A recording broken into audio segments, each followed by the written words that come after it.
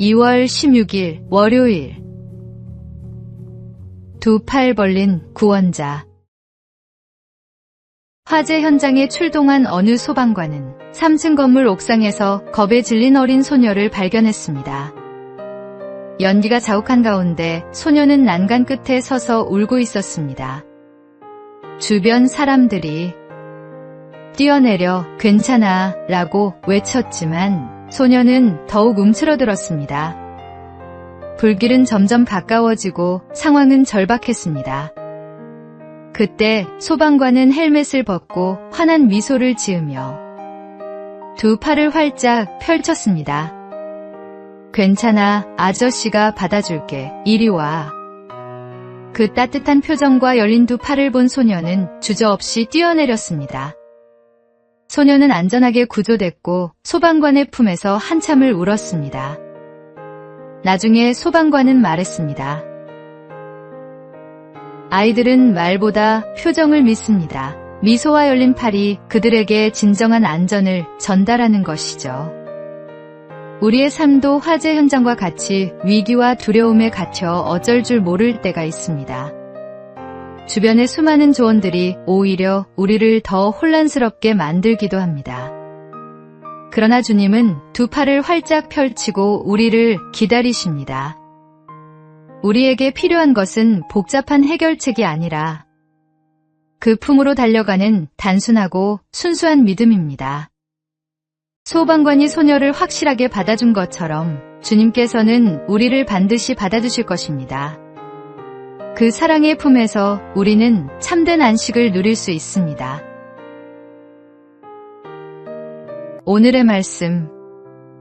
아버지께서 내게 주시는 자는 다 내게로 올 것이요 내게 오는 자는 내가 결코 내쫓지 아니하리라. 오늘의 만나. 주님께서는 오늘도 당신을 향해 환한 미소와 함께 두 팔을 벌리고 계십니다. 두려워 말고 주저하지 말고 그 사랑의 품으로 뛰어드십시오.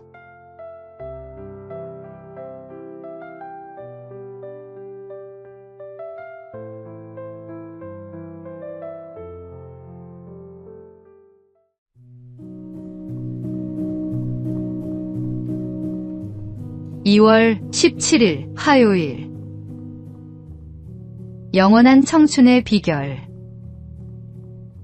설을 지내고 우리는 한 살을 더 먹습니다. 이렇게 해가 지날수록 쌓이는 나이에는 5가지 종류가 있다고 합니다. 첫째는 달력의 나이입니다. 달력이 넘어간 수대로 먹는 나이입니다. 둘째는 생물학적 나이입니다. 건강의 나이인데 달력 나이가 70세라도 몸 관리를 잘하면 생물학적 나이는 40세일 수 있습니다. 셋째는 정신적 나이입니다. 달력의 나이보다 이 나이가 적으면 철이 없다 하고 반대인 경우는 애늙은이라고 합니다. 넷째는 사회적 나이입니다. 몇 살에 대학에 가고 군대에 가고 사회가 요구하는 나이인데 결혼을 하는 등의 나이입니다. 다섯째는 자각의 나이입니다. 자기가 스스로 생각하는 나이입니다. 가나안 정탐꾼 중 한 명이었던 갈렙은 85세에도 40세의 건강과 꿈을 갖고 있었습니다. 크고 견고한 헤브론도 점령할 수 있다는 믿음과 자신감을 갖고 있었습니다. 그의 달력 나이는 85세였지만 생물학적 나이와 자각의 나이는 40세였던 것입니다. 설날을 보내면서 한 살 더 먹었다고 낙심하지 마십시오.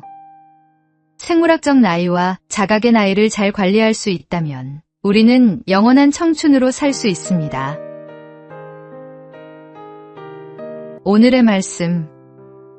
믿음은 바라는 것들의 실상이요 보이지 않는 것들의 증거니. 오늘의 만나. 진정한 젊음은 달력이 아니라 마음에서 시작됩니다. 하나님을 향한 믿음과 소망이 있다면 우리는 언제나 젊은 영혼으로 살아갈 수 있습니다.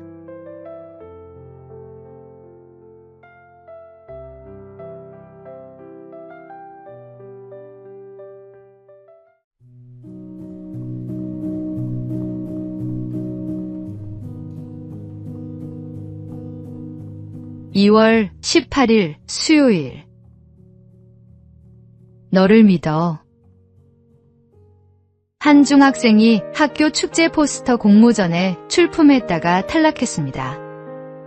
아이는 집에 돌아와 그림을 찢으려 했습니다. 엄마, 나 그림 소질 없나 봐. 선생님도 내 그림은 너무 튀어서 안 된대.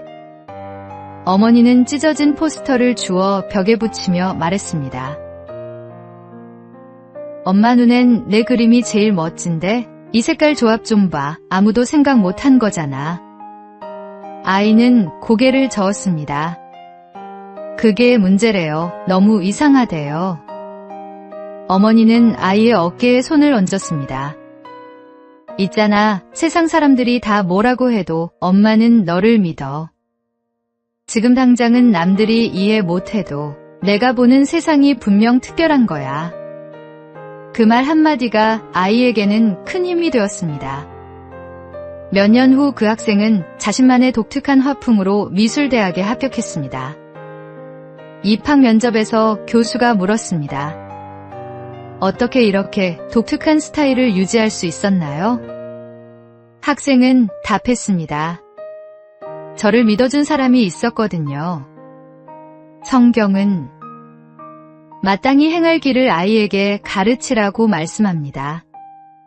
그 길은 세상이 정해놓은 기준만을 따르는 길이 아니라 하나님 안에서 각 사람에게 맡기신 고유한 길일지도 모릅니다. 오늘의 말씀. 마땅히 행할 길을 아이에게 가르치라. 그리하면 늙어도 그것을 떠나지 아니하리라. 오늘의 만나. 오늘 누군가에게 나는 너를 믿어라는 말을 건네보시기 바랍니다. 그 한마디가 큰 힘이 됩니다.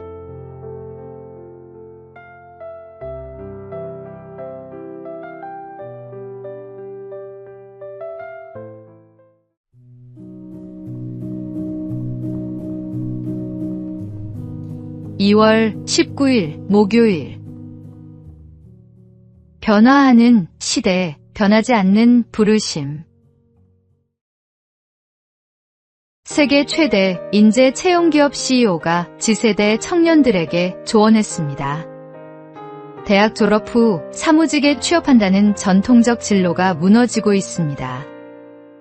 인공지능이 초급 사무직을 빠르게 대체하면서 마케팅, 디자인, 커뮤니케이션 같은 분야의 일자리가 줄어들고 있다는 것입니다. 그는 고액의 학비를 지불한 이들에게 현실을 직시하라고 말했습니다. 지금 시장에서는 바텐더, 바리스타, 건설 현장 같은 직무에서 기회를 더 쉽게 찾을 수 있습니다. 또한 기계 엔지니어, 유지보수 기술자, 트럭 운전사 등 숙련 기술 인력에 대한 수요가 폭발적으로 증가하고 있다고 강조했습니다. 그의 조언은 명확했습니다. 열정을 따르라는 말은 더 이상 바람직하지 않습니다. 안정적 소득을 낼 수 있는 기술을 먼저 갖추십시오. 시대가 변해도 변하지 않는 진리가 있습니다. 하나님은 우리를 각자의 자리로 부르십니다. 그 자리가 사무실이든 현장이든 화이트 칼라든 블루 칼라든 중요하지 않습니다. 중요한 것은 그곳에서 하나님의 영광을 드러내는 것입니다. 직업은 도구일 뿐 우리의 정체성은 일이 아니라 하나님께 있습니다. 오늘의 말씀. 형제들아, 너희는 각각 부르심을 받은 그대로 하나님과 함께 거하라. 오늘의 만나. 어떤 자리에 있든 그곳이 하나님께서 당신을 부르신 곳입니다. 그 자리에서 충성하시기 바랍니다.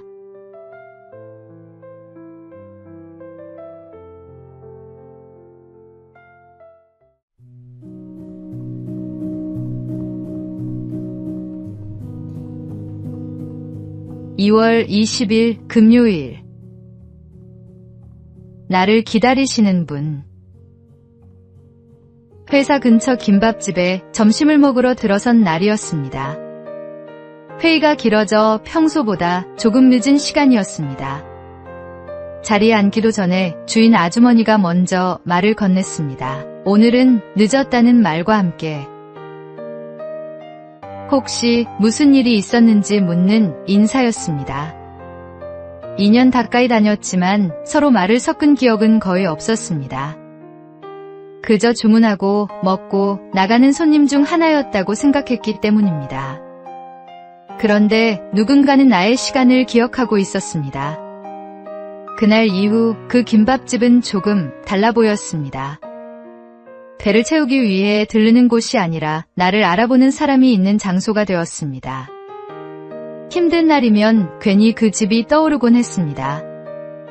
기다려주는 사람이 있다는 사실이 작은 위로가 되었기 때문입니다. 하나님께서 우리를 보고 계신다는 말도 어릴 때는 부담스럽게 들렸습니다. 잘못을 들춰내는 감시처럼 느껴지기도 했습니다. 하지만 삶을 조금 더 살아보니 그 시선은 감시가 아니라 관심에 더 가깝다는 것을 알게 되었습니다. 우리가 보이지 않을 때에도, 정해진 시간에 오지 않을 때에도 여전히 기다리고 계시는 눈길 말입니다. 넘어졌다고 꾸짖기보다 왜 보이지 않는지 걱정하며 바라보는 시선입니다.